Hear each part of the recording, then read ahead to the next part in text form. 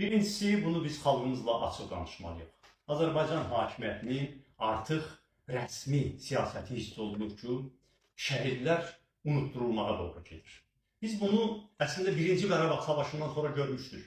Mən 20 yanvar şəhidlərini ziyarət edən zaman dəfələrlə orada iştirak edən jurnalistlərdən xahiş eləmişdim ki, o xiyabanın sağında, solunda əkilmiş o sıx ağac kolları var. Onların arkasında qalıb mindən artıq 1-ci Qarabağ savaşının qəhrəman şəhidlərinin məzarları, onları görünməz elədilər.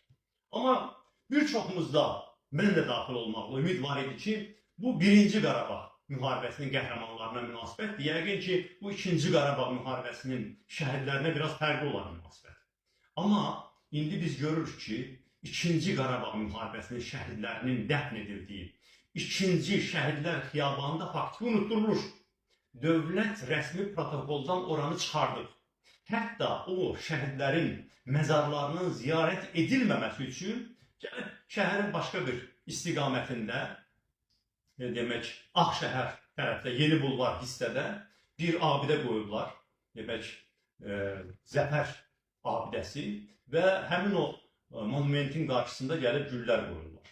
Protokol yaradıblar. İlham Əliyev ümumiyyətlə Bakıda deyildi. O, demək, açılışlarla məşğul idi həmin gün, 100 günü.